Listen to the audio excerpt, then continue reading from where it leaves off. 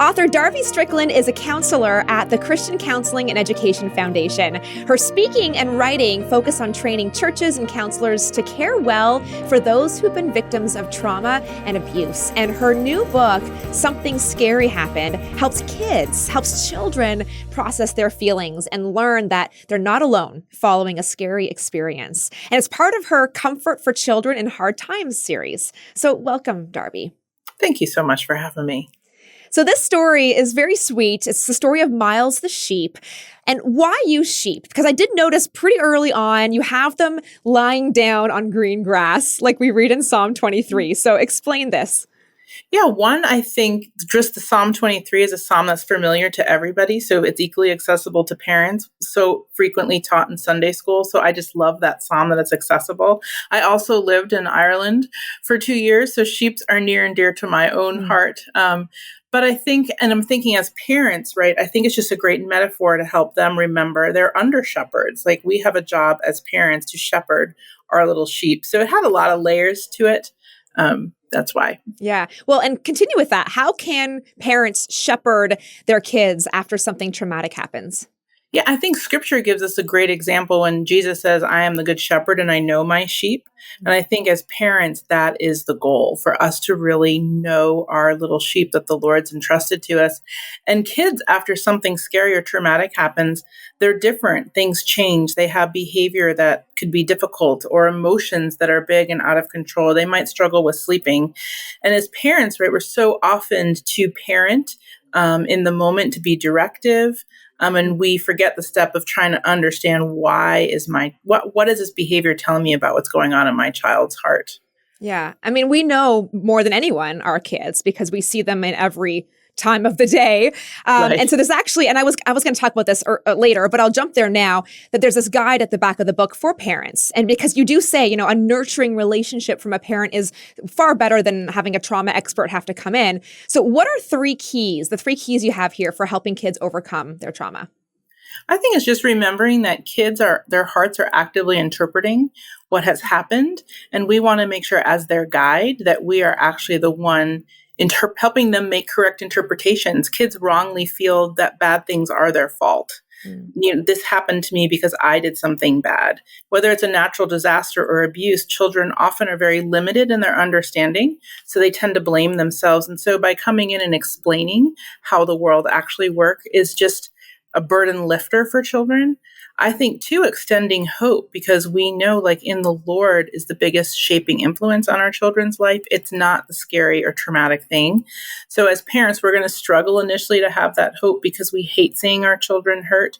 But we have such truth and confidence that we can lead them with the Lord out of this thing. And so, again, it's approaching them. It's talking to them about it. Most parents fear talking to their children about hard things. And so I guess that's the third thing, coupled with the first 2, is just really knowing I'm the one that has to have and initiate these conversations. And we know children learn through repetition. So it's something as a parent, we're just constantly asking, how are you feeling today? What are you remembering? What's been hard? And so part of the book is to help give those parents a tool to help them introduce a hard topic. Yeah, because I think a lot of parents, they feel unqualified to counsel per se. But like you said, it's not really that we're counseling, we're guiding and we're understanding. Exactly. And it's just recognizing it's an everyday conversation. It's like, why are you feeling angry? The stakes feel a lot higher, I think, because we're afraid we're going to reintroduce a scary moment. We're going to cause them to remember something sad. But just because our children aren't talking about it doesn't mean that they're not thinking about it. We usually are seeing it through behavior or emotional expressions. And so it's just to give parents a little bit of courage just to draw out the heart a little bit and creative ways to talk about it. I like that you mentioned that just that they're not talking about it doesn't mean they're not feeling and reliving it, because in the book, Miles says he just wants to forget. I think that's obviously a very common thing that we see kids do. Yeah, absolutely. And I mean, it's not far from what we do as adults, right? We're just more sophisticated in the ways that we choose to forget things. Yeah. But we live in a culture that has a lot of distractible things. And so it's just something, I think, for all of us that we want to move towards the things that hurt so we heal in really redemptive ways. I also like that you tie in the physical feeling, the physical descriptions, because that's another thing, when we're feeling something emotionally, it does come out, especially in kids, in a physical way. How can that also help parents just be able to identify, or help their kids even identify and put a name to how they're feeling? Right. Often children don't even have words or categories, right? They might say, oh, my head hurts or my belly hurts, and it might have a physical manifestation. Sometimes emotions, we feel them as adults, right? We get a cry knot or we get a nervous stomach. Children don't really have access to that language, so they don't really know how to even talk about what's going on with inside of them. So even telling them, oh, sadness sometimes feels like tiredness, or fear can feel like just I'm a little shaky and I'm dreading something. Just helping your child even understand, giving them words to express their emotions is very helpful, because then they don't have to do it. They don't have to express their emotions with their bodies, right? Yeah.